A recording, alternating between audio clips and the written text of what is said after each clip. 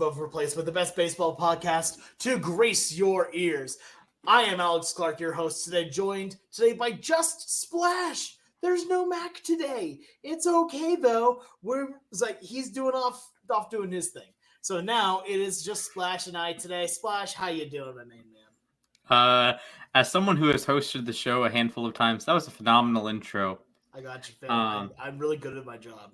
Yes, I am doing okay. I was back to work yesterday. I went to Cooperstown last week. Hell yeah, I saw those pictures. Those are awesome. And for those watching on YouTube, I have a Key Brian Hayes Funko to go. I need to acquire more Funkos, but up here I'm not living permanently up here, so I don't know what to do with that. Anyways, I only bought two things. Have the Funko factory here. Okay. You should go in and break in and steal all of the Funkos. No, but hey, what's the rule? If it's under $1,000, it doesn't count. I mean, they're still breaking and entering. That's very much still a crime there, Splash. Yeah, okay, yes, that is a crime. What's the worst that's going to happen? Going to jail. I'm kidding. I just know we have a security guard at the grocery store now because people are dumb and like to steal things. This is fair, yeah. So don't steal things other than bases. Steal bases, not things. Yes. This is like fish are friends, not food. But steal bases, not money. Property. You can steal tacos, though, in October. In tacos, Alex, I'm sorry you don't have an input on this. I do, as a fan of a certain Buraves. But, okay, before we get started, do you know who stole tacos for America that season in the 2021 World Series? Oh, I think I do, actually. I remember this. I don't think it was Acuna. No, was it Harris? No, Harris wasn't up yet. Acuna was out with the ACL injury. Right. Yeah, no. Oh, wait a minute. No, it was Darno, wasn't it? No. It was sort of really slow. No. It was Schwarber the next year. Oh, yeah, that's what I was thinking. It was super short. I don't remember who was it. Ozzy Albies, baby. Oh, it was Ozzy. Okay. Yeah, stole tacos for America. Although the Braves were already leading at that point, so no one's counting. You know what? Hey, he's America's hero for that month. So yeah, go Ozzy. But I'm doing good over here. Still working on broadcasting with the Boulder Collegians. I now have a T-shirt, so that's always fun. I also have a cool T-shirt. Yeah, you do. Garfield. Chris Pratt. Anyway, regardless here, I'm doing all right here, getting stuff going for broadcasting. It's been an odd week for the collegians. We'll talk about them potentially a little bit later here. But regardless here, we're going to get started here. First off here, the first topic of conversation, we're getting closer and closer to the trade deadline. It is now about a month away, which is when things really start heating up. The stove gets hot as the Blue Jays are who we're going to be talking about today. The Blue Jays here with especially two very, very important names here.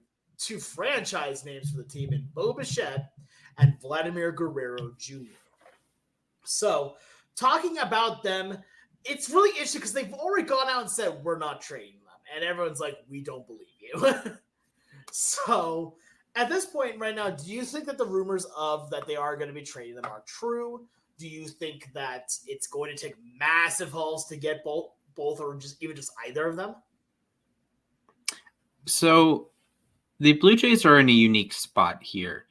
And with the expanded playoff format, and you have 12 teams total make the playoffs out of 30, it feels like every team has a shot outside of the Rockies and the Marlins and the White Sox.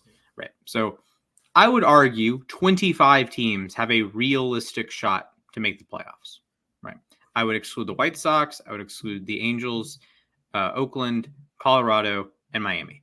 Every other team can make the playoffs. Is it likely? No. I don't think Washington's making the playoffs. I don't think Detroit's making the playoffs. I don't think the Blue Jays are going to make the playoffs.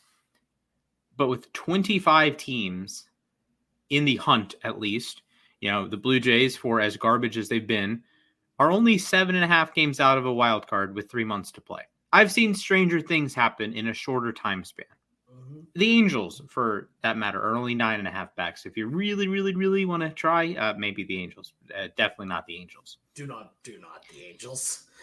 If you're Toronto and you have a choice between considering yourself the 25th best team and the 6th worst team, that's the same number in MLB. That's the same. But if you have a mindset difference, you can get out of this trade deadline with a franchise-altering group of prospects, group of talent. Exactly.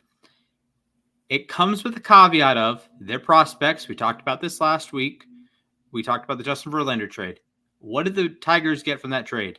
Nothing, nothing, nothing, and nothing. The Astros won a World Series and then won another World Series and could have won a third one if he was healthy in 2020 or 2021. Throwing that out there. And he's on the team. He's back on the team now, and they're in a could make the playoffs. So I think the Blue Jays need to be serious with themselves. And this is a unique season that there are so few teams and so few star level players available. We've talked about them. It's the Luis Robert and Garrett Crochet. Who on the A's is getting a huge trade package? Mason Miller is an injury prone reliever. Great. Brent Rooker is a DH only. Great. The Angels, you're going to trade Taylor Ward. Trout's hurt still. You're going to trade Taylor Ward. Tyler Anderson looks like a mirage. Luis Rengifo has got his stock up way high. That is American League batting champion soon for Luis Rengifo. Who does Miami have to trade? Are you trading for Jazz Chisholm, commonly referred to as the most overrated player in baseball? Who do the Rockies have to trade for? Elias Diaz? Nolan Jones, like just for the prospect of him, I guess. But that would be a huge trade because he has a lot of years of service time left. But my point is that Toronto could make the playoffs if they have a hot week. They're losing right now as we record. They are down 1-0 to Houston. If they have a hot week or two and they go, 10-2, 11-2, something like that, you're all of a sudden right back into the playoff mix. You're only 7 games under 500. You're 3.5 back of Tampa, but you have Vladimir Guerrero Jr. You have Bo Bichette. You have other pieces on your roster that I have my questions if they are going to be a part of the next great Blue Jays team. We've seen the last few years, this is a Blue Jays team that has either been in the playoffs but losing early or just narrowly missing the playoffs. And it's year after year after year of failure. And I think the Blue Jays should take a couple weeks and see if their situation improves. I understand wanting to have one last ride with your guys. The one last ride would be next year. But now would be a great time to capitalize on Guerrero and Bichette having a year and a half left as opposed to just half a season next year.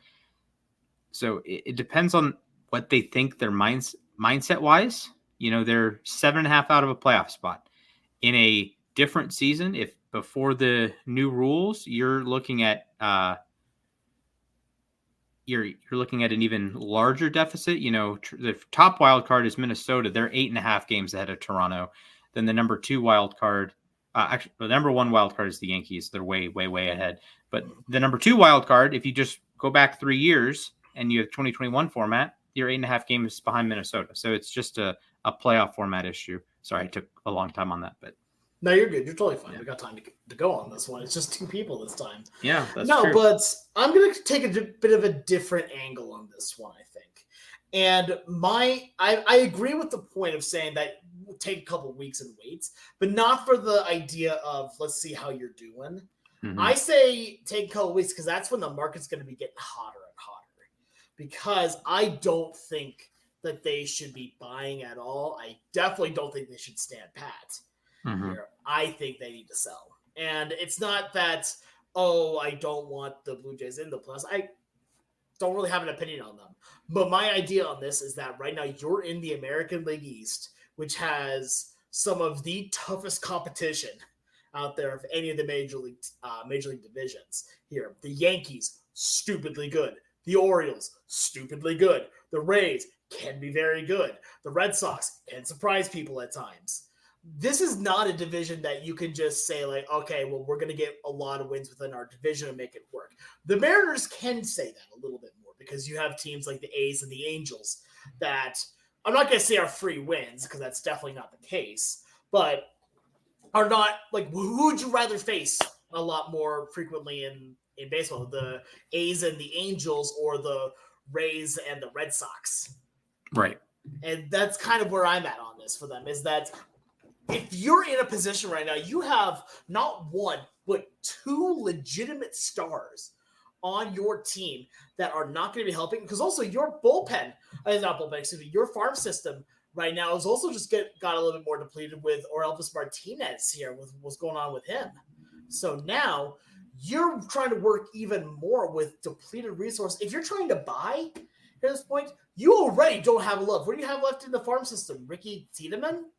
I like Tiedemann. I do like too, Tiedemann. but I think you need more than just Tiedemann to try and really buy. And if you probably do have a good bit more. I'm not going to say they don't. I don't know enough about the Blue Jays farm system. But what I can say is that some of your bigger names are gone from there.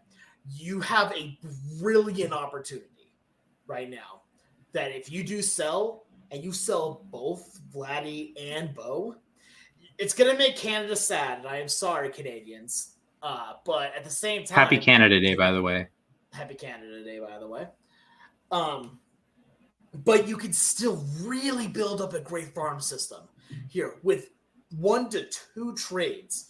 You can severely upgrade your stock, and that's something that I think this is a very unique opportunity. Because take a look at what the White Sox are doing right now at this point. Like the White Sox are in the exact same situation here. They've got 2 stars that they're willing to part with here, and they know that if they do it, then they are going to really boost up that farm, which is something that they desperately need. Because you and I both know this as well. It's not just 1 or 2 players that'll make a team. Mm-hmm. It's not just 3 or 4 players that'll make a team. It's a team of 26 that gets it done. Like we've seen teams like the Angels that they're trying to coast by on just Trout and Ohtani. And how many playoff appearances do the 2 of them get together? Yeah, the answer is 0, by the way. It's the same amount of times they even made the playoffs, same amount of times that they were even in the top 2 of the division. That is a problem, and that shows a lot more about why you need to have a full team and why 1 or 2 guys is not going to change a trajectory too much more. You need to have a lot more that goes along with it before trying to make that extra one piece. Like Seattle is a buy team right now because you legitimately could say you just need an everyday bat as a bullpen help, and this team becomes infinitely better. The Blue Jays would need all the starting pitching, all the relief pitching, outfielders. Like you need a lot of pieces if you're the Blue Jays. And at this point right now, I would say the names alone of Bo Bichette and Vladimir Guerrero Jr. are well worth their weight in gold to you. Yeah, this is a very strange team. It's a very simultaneously very old team and a very young team. And you have the Guerreros and the Bichettes who are in their mid-20s, but your pitching staff is very old. All of their current starters are 30 or older. Romano is into his 30s. And their batting age is 29. That doesn't sound super old. That is tied for the oldest in the American League with the Twins, right? And it's older than the Astros. It's older than the White Sox, older than the Yankees, older than the Mariners, older than everybody. And their pitching staff is a whopping average age of 30.8, which is behind Texas. And we know how Texas has built their rotation. And they have David Robertsons of the world and the Kirby Yates of the world and the back end of their bullpen. So if I'm Toronto, you have to acknowledge that. You have to acknowledge you have a very old roster. You have a lot of players who are deep into free agency contracts, or in Guerrero and Bichette's case, those are the young guys. Those are your studs, if you will. And are you going to be competitive when they're 30? Are you going to be a great team when they're 30, right? You have Kevin Kiermaier. He's 34. You have George Springer. He's 34. Justin Turner is 39. Daniel Vogelbach is not on the active roster anymore, but he's 31, right? You're just filling in these spots with older players. And I think the Blue Jays could go for just a total blow up. If I'm Toronto, there's two options to me. You have 2025 is your last ride. And if you're in the same spot next year, then you trade Guerrero, then you trade Bichette, then you just trade off just about every player worth anything, right? Or you do it this year in an incredible seller's market. There's only 5 teams we know are out of it. And those 5 teams are the worst 5 teams in baseball for a reason. They have maybe 5 total assets that you'd be interested in trading for. And one of them is a reliever. Actually, 2 of them, if you want to count Kopech, right? There's just not much there. Vladimir Guerrero Jr. would immediately be the number 1 option on the trade market among realistic teams. I would take him over Luis Robert. Why? The health factor. And he's going to hit. Luis Robert, as much as I'm a fan of Luis Robert, he has his flaws. He doesn't take many walks. He's injured all the time. Okay. Well, Vladimir Guerrero, his down year, he's going to hit, 25 homers. Exactly. And hit a bunch of doubles and hit like 280. That's his down year. This year, he's hitting 297, 13 home runs, 17 doubles. He's on pace for, they're about 60 total bases. That'd be bad. 60 extra base hits. He has a 141 OPS plus. That's great. Bo Bichette, down year this year, of course, but career, he's, a 300 hitter. He's still a scary hitter, even in a down year. He's a guy that, depending on the landing spot, move him over to second base, right? Exactly. If you're, say, the Dodgers and you trade for Bo Bichette, he can play second. When Mookie comes back, you put Mookie at short, Bichette at second. I don't think that really helps your infield defense, but he, I think, is a guy that can play second. Vladdy, of course, at first. There's other pieces. You could look at trading the pitchers. George Springer. I don't think there's much value in Springer right now. Yeah, I think you can still get something from Springer. There's buy low value, I think. Yeah, there's buy low value for him. Justin Turner, rolls out of bed and still hits. He has a 111 OPS plus. I don't know if you want to get rid of Jansen and or Kirk. Kirk's having a rough year. Dalton Varsho, tremendous defensive player. He's only 27. Another MLB player's son. If I'm the Blue Jays, I think I would take advantage of this situation and acknowledge that you are the 6th worst team in baseball and kind of blow it up. I know it sucks to hear that, and I am well aware that prospects aren't big leaguers and that it's hard to get a good return. And even if you trade Guerrero and Bichette and Kiermaier and Springer, and you could trade everyone on your active roster, just call up the team from Buffalo, right? You could do that. You could absolutely try that. You might not get more than a couple meaningful big leaguers for your future team. That's the risk that you got to take. Right. I think that's the risk you have to take. That this is a farm system that's not bereft of talent, but when your number 2 prospect gets knocked for PEDs and your number 1 prospect is a pitcher, that doesn't give me great hope moving forward. Now, do you have the potential for the team to turn it around? Yes, there's lots of talented players on this team. Do you have the potential to make 1 or 2 moves in the offseason? Replace Kevin Kiermaier, with all due respect, is 34. He's hitting 192. Okay. Move Varsho into center field and go get a masher. Go get your Teoscar Hernandez replacement. Go get a guy who hits like George Springer should be hitting, right? Have them play left field. Okay, Lourdes Gurriel, ring a bell, anyone?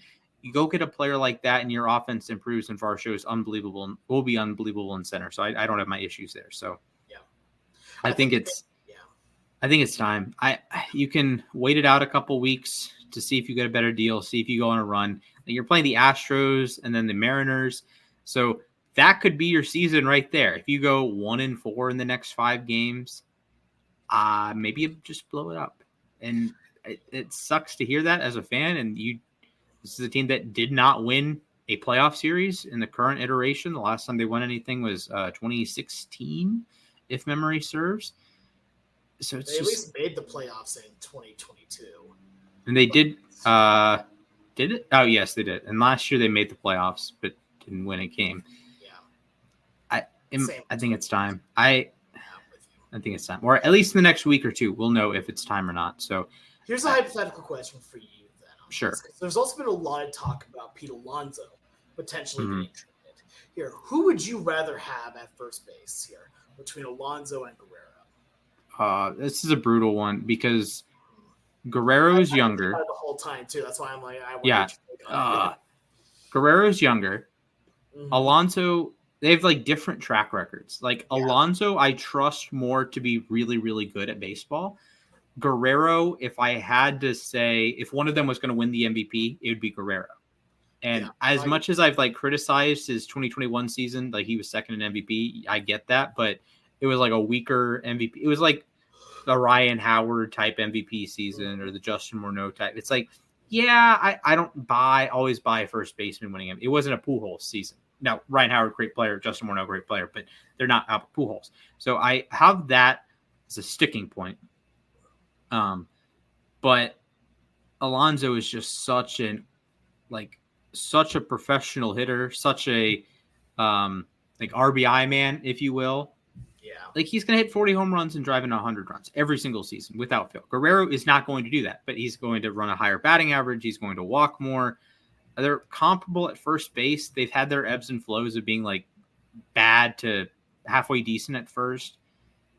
I think Guerrero would fetch more in a trade package. I will say that. That's exactly what I'm saying here. Is that if I'm a team looking for a first baseman, I'm going for Alonso over. And it's not like any knock at Vlad. I think Vlad is a fantastic first baseman, fantastic baseball player.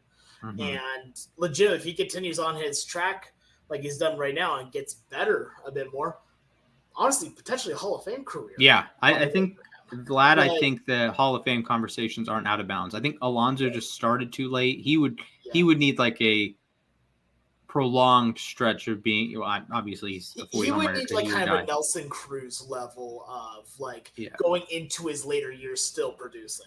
Yeah, Alonso's he has to hit like 450 home runs.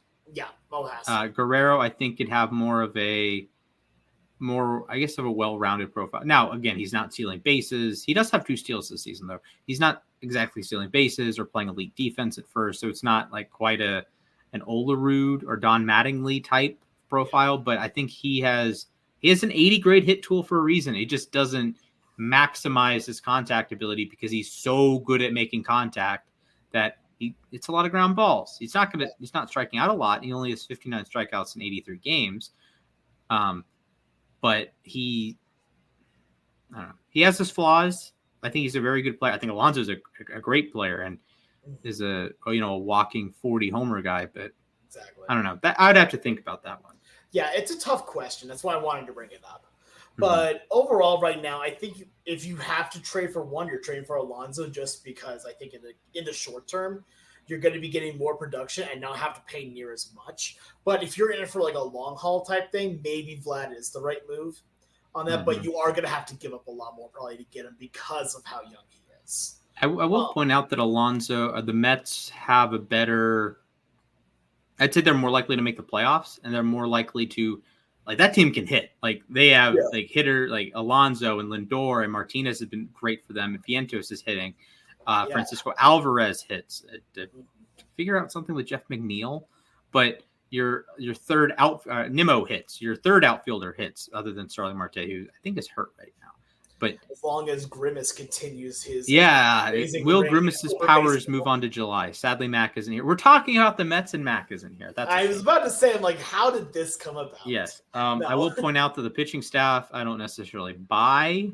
I don't buy the Mets as like a World Series contender. Like we had the Pittsburgh conversation last week. If I had to bet like $1 on one of them winning the World Series, I would bet it on Pittsburgh over the Mets. But I think the Mets could make the playoffs. I think the Blue Jays are pretty much out of it, barring like a run. They need to get back to 500. That if they get back to 500 by the 100 game mark, 110 game mark, maybe we can have a more serious conversation about them being a potential playoff team. But they're just wallowing in not even the middle. They're waddling, waiting in like the below mid. Yeah, which is a problem, especially when it comes to this kind of market. They're all honestly. Texas is like a weird team because they're getting the DeGroms and the Scherzers back, but the Blue Jays are all like off in their own world here because there's teams worse than them clearly, and there's teams better than them clearly. They're just kind of like by themselves. Like I said, do you think of them as the 25th best team or the 6th worst team? Which it's honestly, like, it's weird to say because I say 25th best because that sounds worse than 6th worst team. Mm-hmm. Like, it's the farther down when you say the best and you just keep going like down, like that stops meaning anything after you get to like 10, 12. Like after that, it's just like, it's kind of like saying how old is your baby? 48 months. That's 4. Yeah. Shout out to the movie Grown Ups. But no, yeah. Let us know what you guys think here on this conversation here. Let us know. Do you think that the Blue Jays should trade Bo Bichette or Vladimir Guerrero or both of them, or should they stay pat, maybe even buy? Heck, like again, with the playoff format that we're in right now, they aren't out of it. Here, there's only a few teams that are truly out of it, and even then, mathematically, they're not because you can't be mathematically eliminated this early on. The White Sox are really pushing your theory there. They are really pushing it. You're not wrong. It's getting closer to the level of virtual impossibility, but mathematically not eliminated. Right. But regardless, it's going to be interesting to see this trade market because you're right. It is very much a seller's market this year, and especially with how many teams are still very much technically in the running. Honestly, a lot of teams that are competing for the wild card may be trying to buy even harder than the teams that are at the top here just to try and break into that echelon. Right. It's one of those weird things and one of the weird quirks of having the 12 teams make the playoffs in that I don't know how much of an incentive there is for the really, really good teams to the Braves, Phillies, Yankees, Orioles, Guardians. You could throw the Mariners, Dodgers, of course. You can throw the Mariners in this group. Like, what's the incentive to, if you look at the history, you look at the last couple of years with this format, and you look at, the Phillies went to the World Series, the Diamondbacks went to the World Series, the Rangers won the World Series. Do you really need more and more and more enforcements? You don't need it to make the playoffs. You're going to make the playoffs. Could you use it? Yeah, but I don't know if it like de-incentivizes teams making splashy moves because you don't need a big needle mover to make the playoffs.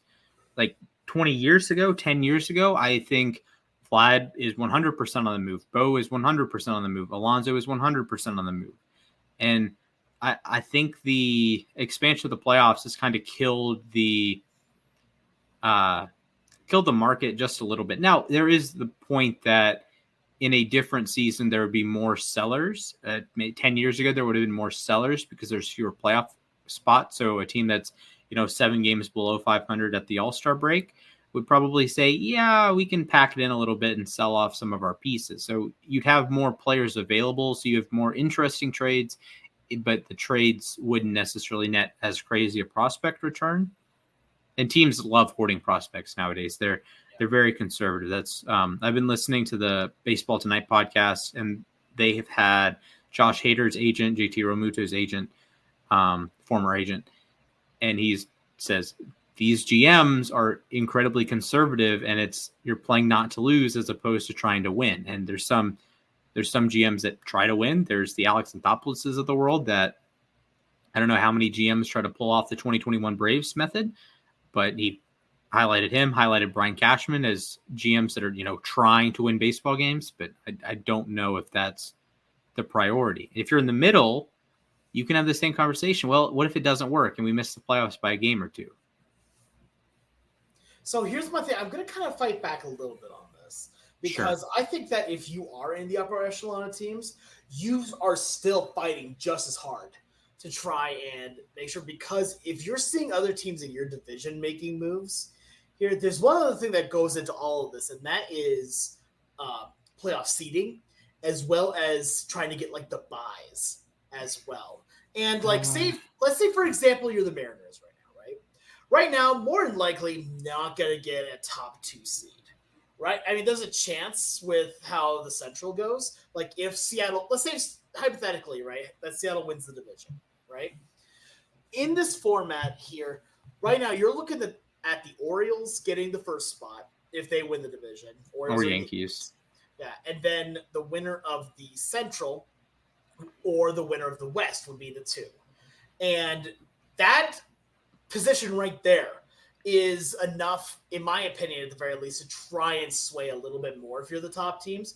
Because now, if you do make the playoffs, you still have to go deeper in the playoffs. And as a Mariner fan myself, I can say that from a fan that has watched a team miss out on the playoffs by one game more times than I have fingers on my hands, it is agonizing. And at that point, you're just doing everything you can to make sure that you don't do that again. Because Seattle proved it in 2022 that when you make the playoff, it's like if you at least make the playoffs, then the game changes. The game becomes very different in playoff atmosphere. And Seattle did well at that. I don't think a lot of people gave Seattle a chance against the Blue Jays here in that series. It was in Toronto, and it was the first time that Seattle's been in the playoffs since 2001. And at that point, yet they swept. And then they played against Houston and got swept. But to be fair, I will say two of those games were one-run games that were lost very, very, very late in the game. So, would you like to remind me about either of those? I would not. But, okay, Alex, I follow your point. I do, but the last couple of years, if you're just looking at that and you're looking at the Dodgers get the 1 seed, the Braves get the 1 seed, they're 0-4. In these situations. Last year, the Orioles they get the 1 seed. They chase down the Rays, big win. They get whacked. They get swept in the first round. And last year, you had the I guess the Astros are the only team that looks like they've taken advantage of the bye. So I do think part of the question is just getting into the playoffs, and that is more important than seeding. Obviously, more important than seeding. Oh yeah, 100% is more important. But I'm saying the magnitude difference is gigantic. I don't think teams necessarily care about seeding as much as the fan wants to. Oh, we're the best team in the league. The team just really cares about making the playoffs.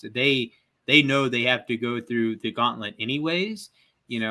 I'm not saying over a long time that I'd rather be the 6th seed than the 1 seed. Obviously, I'd rather be the higher seed. But I think there's enough randomness in baseball to know that, maybe you take your chances with the 3-game series, the 3-game wildcard series over taking a week off, right? When you have the amount of the Dodgers and the Braves, who have been the clear best 2 teams in baseball the last couple of years, bomb out of the playoffs. And last year, you have the team, an Orioles team that wins 100 games. They get swept in the first round. So out of the 8 number 1 and number 2 seeds, 5 of them have lost in the first round. 2 of them are the Astros, and the other one is the Yankees team that had Aaron Judge, right? So I'm going to fight back on this again, though. And the reason why I'm fighting back on it is that there's one. So this is going to sound weird, but do you play Golf Splash? I can't say that I do. So the reason why I bring that up is because, in my opinion, at the very least, a good golf swing is one that minimizes mistakes, right? Gives less chance for it. So like good compact swings that are full on fundamental and go from there. It's the same thing here. That the seeding is more important than just saying that you're the best team or you're the top 2 teams. The seeding there gets rid of an entire playoff series that you need to worry about. Yes. And that, I think, is a huge concern here because you see these teams, these wild card teams that come in and will have that great attitude to them and will come out and win. And the more times, the more series that you can avoid, the better. The more times that you can just take it for free on that. All right, I'm going to take the free way to the division series. You can't worry about losing the wild card because you're not in the wild card series. Here. This is true. And I will say you can't lose a series you don't play. You can't lose a game you don't play. Exactly. While that is 100% true, I do think there's something to be said for like the rhythm of the regular season. And it's different from, say, the NFL. The NFL has the first round bye for the top seeds. I think that is more, you get a week off during the regular season. You have a bye week. That is not an abnormal occurrence. It is not an abnormal occurrence for a player to go a week without playing a game. Yeah. That's not abnormal. Yeah. In Major League Baseball, it is abnormal to go a week without playing. And I think the only time you do that is the All-Star game, and even that is. But they are playing. They're not. It's not that they're just sitting at home on their butts. They're more likely than not. They're out practicing. They're out Not getting the same. better. It's not the same. I understand that. But at the same time, though, here, you're looking at right now. What are the benefits versus the consequences? It's not a 100-0 conversation. It's somewhere. It's somewhere in the middle. I know. So I think if you're a team, and if you're the Braves, the Dodgers, they're obviously going to win the division. But if you're the Braves, you're like, what do we need to, track down the Phillies? We did the whole thing with tracking down the Mets and playing at like a 150 win pace for 4 months, and great. And then we get annihilated by the Phillies. So do we want it to, if we're built to play 162 games a year, Olsen's going to play every game when he's healthy. Ozzy's going to play every game when he's healthy. Riley's going to play every game. Ozuna's going to play every game. If you're built like that, do you want to take a week off, or do you want to have, potentially 3 games at Truist Park and get the bats going, and everyone gets a nice little mosey on into the playoffs? I don't know. I don't know the right answer. I don't think any team knows the right answer besides the Astros. There isn't a right answer because there's luck involved, and as well as injuries potentially being a thing. There's a lot of factors that go into it that make it not a black and white answer. This is true. Unless you're the Astros. I'm curious how the baseball gods are going to put the Astros in the LCS this season. I don't know how it's going to happen. It's going to happen. I don't know how it's going to happen. Astros v. Mariners ALCS. That could possibly happen. It could happen, yeah. With Julio hitting a walk-off home run into the Crawford boxes. That would be wait. That actually can't happen. Not a walk-off home run, but like a go-ahead home run into the Crawford boxes. Okay. Now, hey, here's a tip that we can move on. Okay. Mariners, I've derided them the last month. Right-handed hitters suck in Seattle.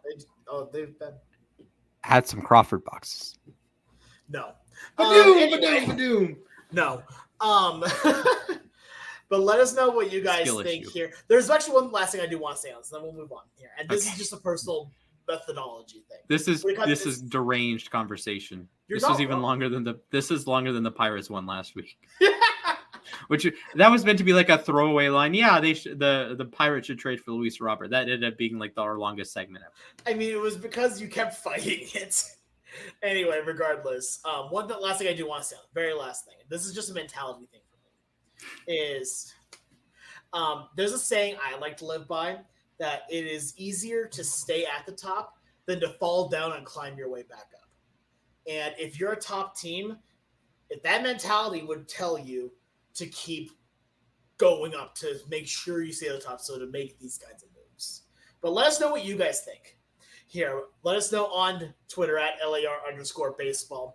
Here, do you guys think that if these top teams should be trading big? Do you think that the teams in the middle of the pack should be either going big or just selling off the farm?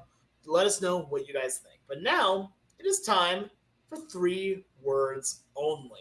Here, as we have a few new things to talk about, including one. We're going to keep it in the AL West here with the Rangers, as Wyatt Langford hit for the cycle just a little bit ago. So, Splash. Just last night. Yeah, just last night, yeah. So, Splash, what are the 3 words that describe him hitting for the cycle and maybe why it matters? Great. My 3 words are Archivon sighting. Langford is just the 17th player ever to hit for the cycle before turning 23. One of those players is our Lord and Savior Archivon. Also, Mel Ott did it, Joe Cronin, Joe DiMaggio, Vic Wertz. I'm not listing the whole guys, every player, but Jim Fregosi, A-Rod, your GOAT, Eric Chavez, Carlos Gomez, Mike Trout, Cody Bellinger. Most recently, Ellie De La Cruz against my Atlanta Braves in one of the most exciting games I've ever watched in my entire life. So I'm not saying it means anything. It's, it's just one game, and it's not even the best thing you can do in that one game, which that is kind of the growing up is learning that hitting for the cycle is less productive than hitting 4 home runs in a game.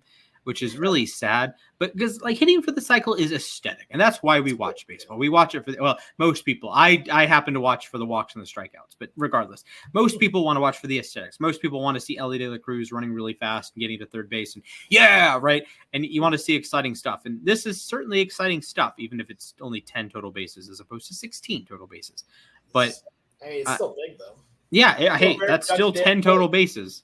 That's by definition. So, this to me is kind of a warning shot. I'd say the game as a whole, the series as a whole, is a bit of a warning shot to Major League Baseball that the Rangers aren't dead yet. You know, the Rangers are a good baseball team. They just whacked the Orioles 11-2 last night. They're a good baseball team. They can.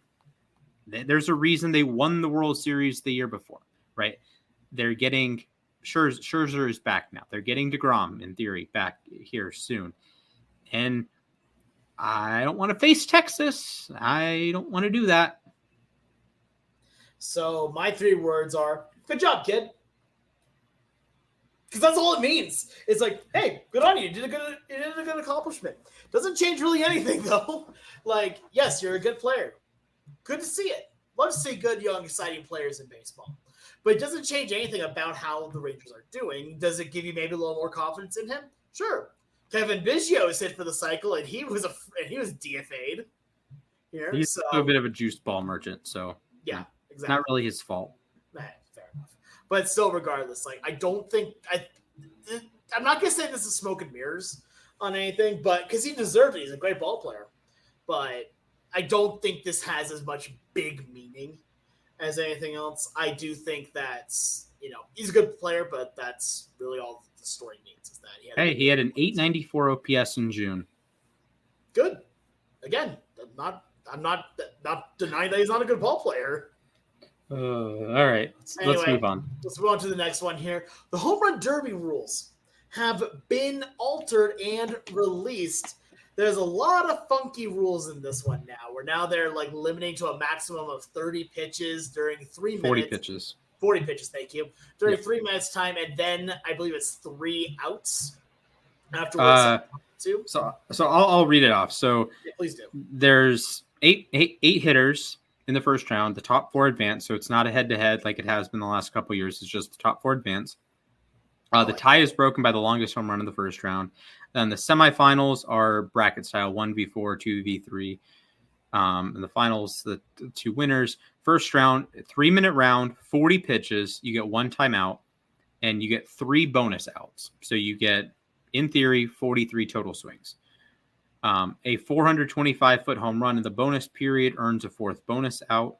And the final is a 2-minute round. You get 27 pitches, and you get 1 timeout. And for context, last year, every round a hitter had, they averaged about at least 43 pitches per round. So it kind of, I don't want to say it reduces the pace. It's sort of simultaneously increases the pace and reduces the pace because it's timed down to 3 minutes, right?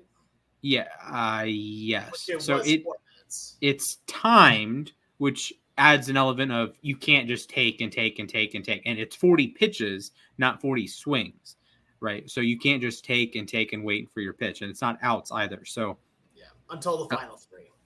Yeah. So do you want to go first or would you like me to go on? I think I'll go on this one here. Yeah, go ahead. My 3 words are dancing around issue. Legitimately here, I'm very much on the plane of thinking that you should not have gotten rid of the outs system. The outs system was great. It was fun. It let people do these mammoth shows here with it while being able to do it at their own pace and not having to just go. You get so tired so easily. Look at Julio Rodriguez last year when he did it. He absolutely mashed. He set the record for most homers and then he had nothing left. And it was sad to see, honestly. I'm very much the fact that they are already going back now after a few years to a level of still using outs in some way, shape, or form here is them saying, okay, I don't want to go back all the way, but maybe you're a little right. I hope you like the face I made for that one, for those of you watching the YouTube. But again, you can go check out the podcast also on YouTube here at Losses by Replacements. Yes. But regardless from it, like, I still think that the best usage of the home run derby is from the outs perspective. Doing it because, again, it's all for the fans. It's all for the players. Just show off and have fun. Like, trying to make it that formatted of go, go, go, go, go. I understand that you're increasing the pace, but it's not something that really needed to be increased in the first place. It was just fun to watch. I don't think there was because it only happens one time a year. It's not like a baseball game that there's 162 of them. It's one night a year where the best hitters on the planet come up and hit nukes over and over and over again. And it's just fun. Like, you never needed to go away from outs. Just, they understand that there's an issue here with how they've been doing it. Just go back to the original one. There weren't any problems with it. That was the heyday of the home run derbies when it was outs. We've enjoyed the derbies still with how they've been timed, but it's not been better. So my 3 words are no right answer. And this is, if you're Major League Baseball, the entity, there's not like a happy medium between having a digestible product and having a product that's good for the players here. And I don't think that the time format, I think, is great for like viewership. I think it's great for viewership because it's going to be strict 3 hours. It doesn't, go off into la la land. That didn't happen very often. People are gaslighting that idea. Not every round was Josh Hamilton in 2008. People think it happens like that. It didn't happen. Like, that was historic. That happened once, right? This is the Justin Herbert effect. He has one highlight throw, and you think every single throw is a highlight throw. No, he does it once every month, if that. Out of his 700 throws a season, he has 10 highlight throws. Okay, great. Moving on. But the players, you don't take batting practice timed like that. Now, it might be timed, but you don't take it like swing, swing, swing, swing, swing, swing, swing, swing, swing, right? You don't take 50 swings in 4 minutes. That's not practical. I think the best way to do this is to let it breathe. That is not conducive to Major League Baseball. What Major League Baseball wants to do from making money perspective, they want to know this goes on from 8 to 11. ESPN wants to know it goes on from 8 to 11. Everyone wants to know it goes from 8 to 11. Great. I think there's 2 forces pulling this in different directions. If MLB didn't care about the players at all, it would be timed. You get, a nice 2.5 hours of baseball, and you'd have a home run derby champion. If you only care about it from a fan's perspective and just sort of like an enjoyment, a watching perspective, it could go on as long as you could want. But when it's entertaining, you don't notice that a great movie is 3 hours because it's good. Like Endgame, good. It's over 3 hours, right? RRR, phenomenal movie, over 3 hours. Didn't care. Killers of the Flower Moon, 3.5 hours. Who cares? It was a great movie, right? So if you think about it like that, then I like the Josh Hamilton rounds. I like letting the home runs breathe. I like letting the situation breathe. Oh, so-and-so is down to his last out. He needs to hit 2 home runs to tie, 3 to win. There's stakes. When it's timed, you can just see a guy fall off the pace. It's like, well, that's no fun, exactly. Right? When you see, he needs 10 home runs in a minute. Not practical. Sorry. That's just probably not going to happen. You get the 13 swings in a minute-ish, but it's just like there's no element of letting it breathe. It's just back to back to back to back to back. There is fun element in that. If a guy hitting like 8 home runs in a row, back to back to back, that's a lot of fun. And they hit them way back. But anyways, that's my thought. I'll say one thing on that because I agree with you. I really like one of the points you brought up here of letting the home runs breathe. Mm-hmm. It feels like during the timed bits that the home runs aren't even like they're exciting. Don't get me wrong, but not as exciting. Like during the outs period, the home runs seemed so much more exciting. Right. Because it's like it felt like the moment. It felt like you're scoring a point as opposed to, I don't know. It felt like a touchdown as opposed to like a layup. Like, layups are nice, but you have dozens of layups in a game. You're not going to have a dozen touchdowns in a game. Each touchdown, like, bam, that's a big play. That's a big moment in that game. So that's how I feel. Now, I will have the caveat. I will not be watching because I will be working that night. So this isn't for me. But that's fair. When I was a kid, like of course you want to watch Josh Hamilton hit nukes, or you want to watch Prince Field. I miss watching Prince Fielder play baseball, man. We should have a podcast just remembering the old days. I mean, there's a lot of those already. Yeah, that's true. That's gonna be our Patreon. That's gonna be our Patreon exclusive when we have a Patreon. It's just gonna be an hour of us. Like, you remember watching Ryan Domit? Yeah. Oh yeah, 100%. MLB Power Pros legend, Ryan Domit. Yeah. Yeah. No, 100%. We'll have it where it's just going to be like the meme of the guys will just sit in a bar naming random players for 2 hours and be happy. That's gonna be our 1,000 subscriber special. True. I mean, it's gonna be closer. It's gonna be me naming 1,000 players. So that's gonna take 10 years. It will. I don't know. I think you could do it. I did. I named about 750 on like a hour 10 minute. I stopped because I was like getting tired of typing in players, but I named 750 players in a little over an hour. I mean, that's fine. Honestly, I feel like give you 3 hours, you could do it. I mean, I think so. Just have some pace. I'd have to have a list of the players. Maybe get you in the producer role. Oh, I would love to. Oh yeah, I'd love to work on that with you. Okay. All right. Great. Last 3 words only here. We're getting into the second half now of the season. It feels weird because it feels like the first half really just kind of came and went. Yes. But for the second half, tell me, what is a team to really watch for in the second half? All right, boys and girls, boys and bozos, one team that I will be watching intently in the second half. I'm not stalling for time. No, me, never. One team I'm super, super, super excited to watch in the second half is the Boston Red Sox. I can't believe I'm saying those words. They were flirting with 500. It felt like every day for a month. What's the 3 words only? What's the 3 words? Oh, my bad. Okay. Boston Red Sox.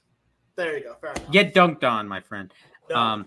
This is such a funky team. It's a fun team. They steal bases. You know, they had the famous game on Sunday Night Baseball. They stole all the bases against New York. David Hamilton, 21 out of 22 on steals. A 318 on base percentage. So he's flying everywhere. Jaron Duran is one of the most, if not the single most exciting player in the American League. Has 10 triples already. Also has 23 doubles, which last I checked did lead the American League. 9 homers as well. 20 steals. He's on pace for like a 45 double, 20 steal, 20 homer, 40 steal season. That's preposterous. Cedin Rafaela plays a wonderful center field. He's like the perfect heir to Jackie Bradley's throne.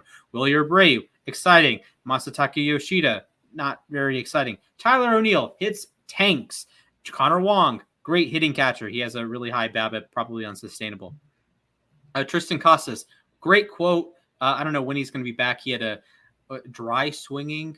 I forget what he like lays on his bed and imagines swinging a baseball bat. And first off, sounds incredibly stupid. I find it incredibly practical because you need those mental reps just as much as even swinging the baseball bat and knowing that getting yourself into that mindset while he's still weeks away from being back, I think that's important. So the pitching has kind of fallen off a little bit from their early season success. They still, as a team, have a 1.19 ERA plus, which is absurd. Tanner Houck is among the American League leaders for Cy Young. Cutter Crawford's had a good season. Pivetta has kind of slipped his ERAs in the mid-4s. Kenley Jansen, throwback season for him with a 2.22 ERA, 16 saves. A very good bullpen. The pitching, the starting rotation, I have my concerns with, but this should be a fun team. And games at Fenway just feel bigger. It feels bigger when it's at Wrigley. It feels bigger when it's at Yankee Stadium. It feels bigger at Dodger Stadium, but there's no place in baseball it feels bigger than at Fenway Park. When you get the view, you see the monster. Nothing better in baseball. It feels very premier in that way, yeah. Yes, it feels like you're in a higher league, even if the Red Sox aren't good. It feels like you're in a higher league. It's like the Rockies will always be on my must-watch list because Coors. Yep, that's fair. Speaking of Coors, I'm going there a little later today, so yay. There you go.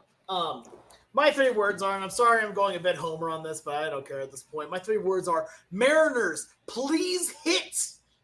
Like, at this point right now, that is going to be the difference of whether or not this team makes the playoffs. And I may sound like I'm overreacting a little bit, but I want to draw your attention to something that has been utterly eating at me for like the last few days right now. And it's the standings right now in the American League West. Remember, Seattle had a 10-game lead on the rest of the American League West. I think legitimately less than 2 weeks ago. Had a 10-game lead. That lead has shrunk to 3.5. 3.5. Yes, I know. And it'll be 3 here in about 10 minutes.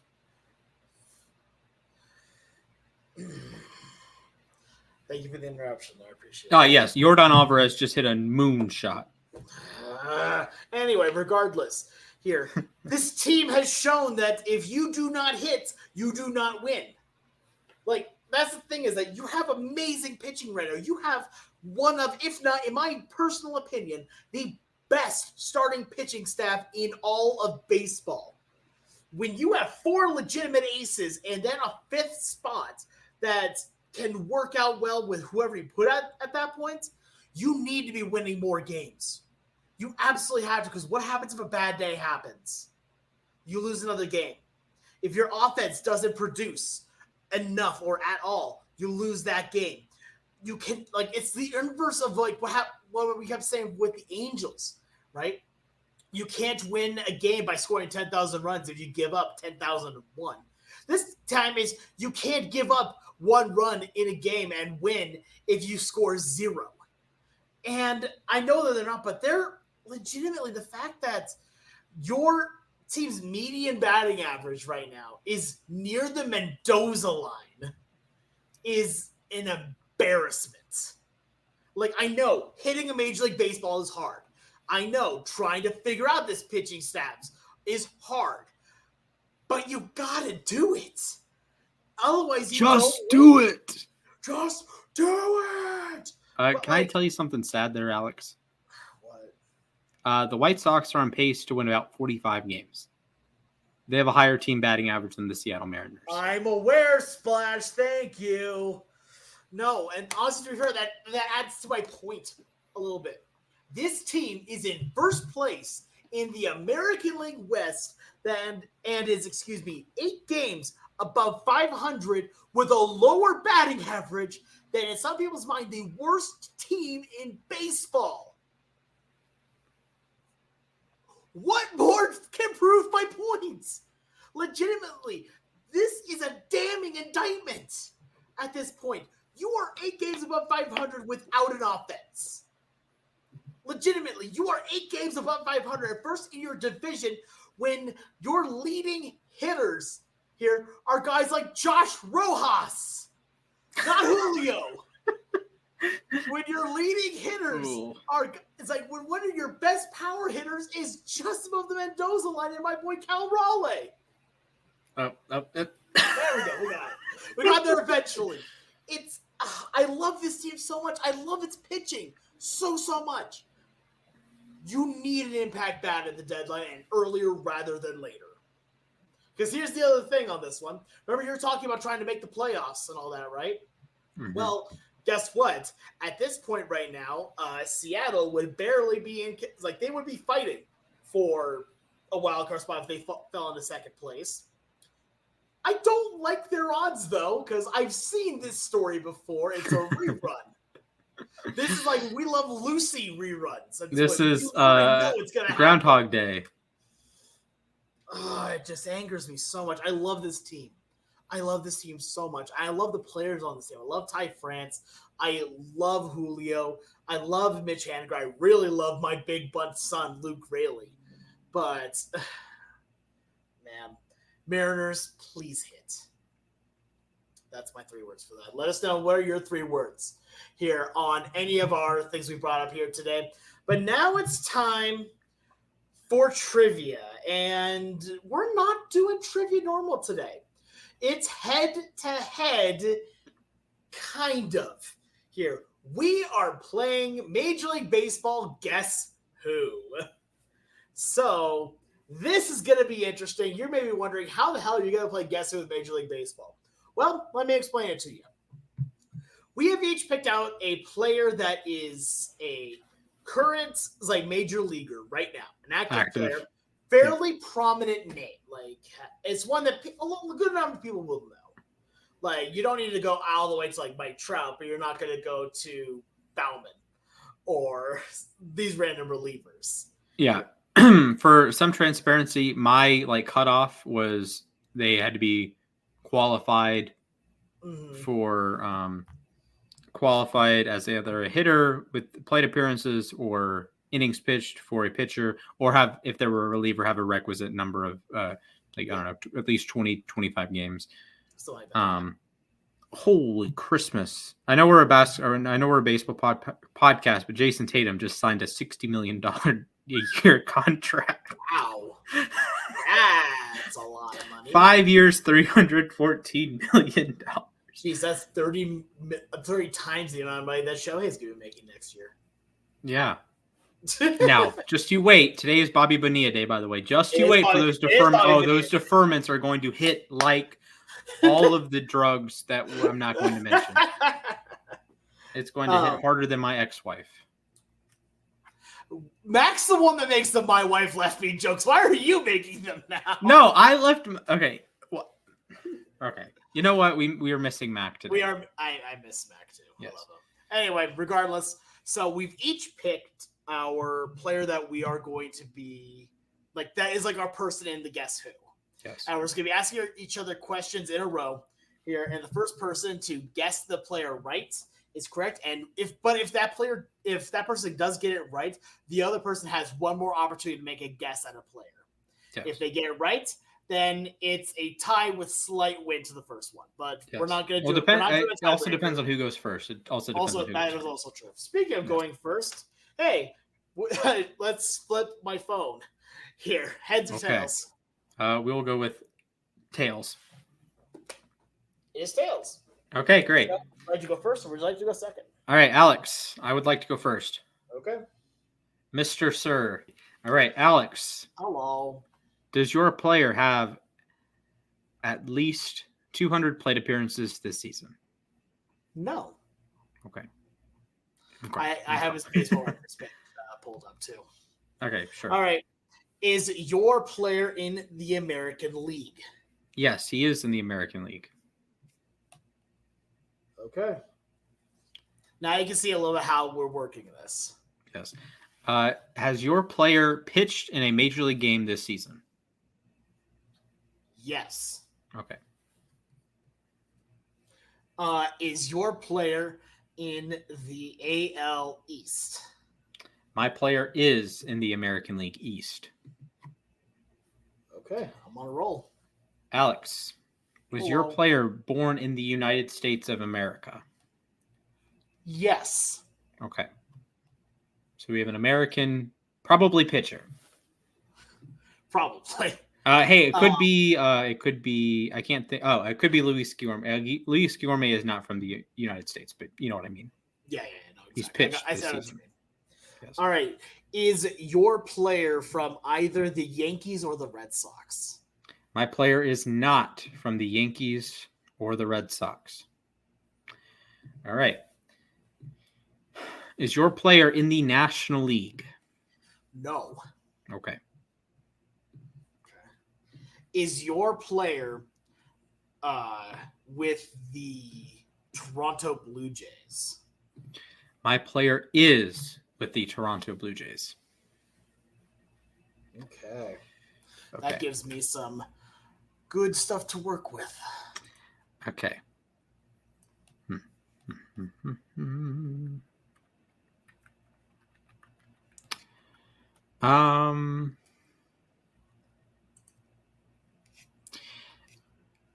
Has your player made at least 10 starts this season. 10 starts. No. Okay. Okay. Is your player a primary position player? My player is not a primary position player. So pitcher. More likely. All right. Okay. Narrowing it down. Okay. We both have very different styles of how we do this. Yes, this is true. Has your player recorded a save this season? Yes. Okay. Okay. Has your player recorded a save this season? My player has not recorded a save this season.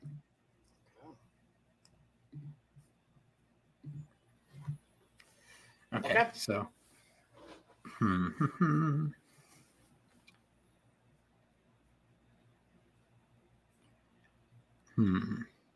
Yeah, it gets interesting because it's like, all right, we now have things that we're like really narrowing it down to. Right. All right. Is your player 30 years of age or older? Yes. Okay. You old man. He's an old man. Let's see here. Does your player have more than 3 games started? He does. Okay. Oh, I should have gone with a different number, but that's okay. All right.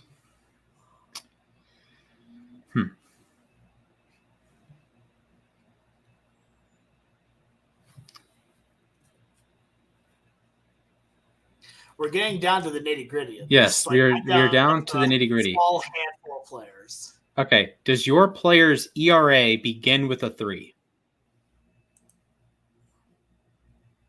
No. Okay. So he's either garbage or really quite good. This is fair.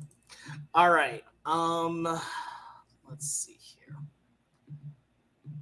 Oh, here's one. Is your player do they throw lefty? My player does throw left-handed. I think I know who it is then. Okay. I am very confident, in fact.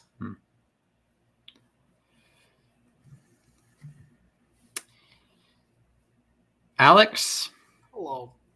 Is your player Craig Kimbrell? Say his name and he appears. It is Craig Kimbrell. Oh my heavens! Although the problem is I went first, so you get to guess. I'm so disappointed. Yeah, I do. And is your player Yusei Kikuchi? Yusei is correct. Mariners All-Star, Yusei Kikuchi. Like, here's like I very much took like a gamble on whether or not it was a left-handed pitcher. If I did not get that, you were winning that. Oh, yes. Well, I wouldn't have guessed Kimbrell immediately though. That is true. You got a lucky guess on that one. Yes. All right. By the way, can you see me just fine? That's a tie. Huh? Can you see me just fine? Yes. Okay, yeah, my screen just died. It do be like that. So that is a tie. That is okay. Good job. Fair enough. Yeah, good job, Matt. All right. Good job. So that is our trivia technically for this week. We're trying to do 2-man trivia. Yeah. But hey, we make it do. We make it work. Yes. Now it's time for everyone's. I think a lot of people like this segment here. This is time for the moment to ourselves where we talk about anything that may be on our mind. It does not have to be baseball related, but it absolutely can be. Splash, would you like to go first or would you like me to go? Yes, I'd love to go first. All right, sounds good. I will count you down.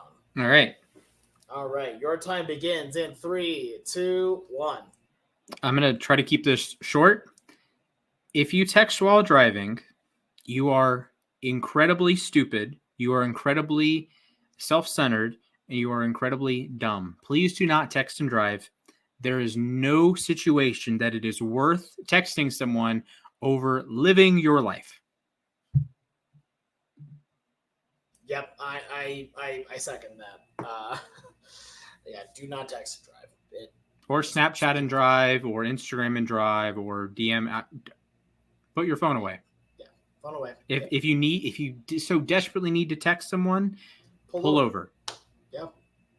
My phone usually is fully on like a music playlist on YouTube. I have every single time in my life I've driven, I have put my phone in the center console. That's a good way to go about it. Yeah, just not gonna try it. There are people that have the like they get it on the screen. I would not do that. I do not condone doing that. That is 1% more defensible than having your phone up. Oh, we're gonna no, just don't. never right here. The phone is never in front of your face. Yeah, and don't look down either. Listen, 100%. I do not enjoy driving at all because I don't particularly like having my livelihood in the hands of other people, and I don't know these other people. They might be stupid. They might be really smart. They might be great drivers. I might be around all NASCAR drivers for all that I know. Great. I don't really care. I would like to be safe. So I would like other people to be safe. Yep. So that sounds about right. All right, I'm ready to go next. So, sure. 3, you want to count me down? 2, 1. I'm also going to keep mine fairly short and sweet. I love wrestling. You guys know that already. This is what a shocker. Are you supposed to mute yourself? Anyway, regardless, I'll keep mine short too. There's a wrestler that I have been watching matches for. I fell in love with the theme song and all that fun stuff. And I will now publicly say, I believe in Joe Hendry.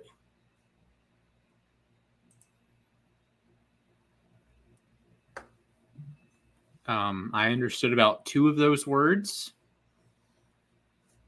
Soon you too will believe in Joe Hendry. It is written.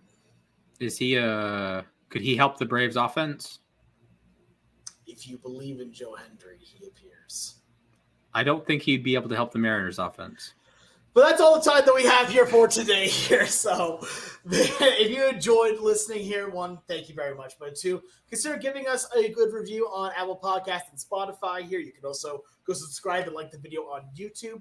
Here, make sure you go follow us on Twitter at LAR_baseball. You can go follow me specifically on Twitter at SportsGuy242. I post a lot of stuff about the Boulder Collegians as of late. You can go follow Splash on Twitter at Mr. Splashman19. He posts a lot of really fun random stuff here from sports to not about sports, but it's always usually entertaining sports. Yeah, it's always entertaining to watch his Twitter feed. Anyway, but from all of us here at Losses About Replacement, we want to thank you all here for tuning in. Have a great rest of your day. Stay safe, and I hope to see you all real soon.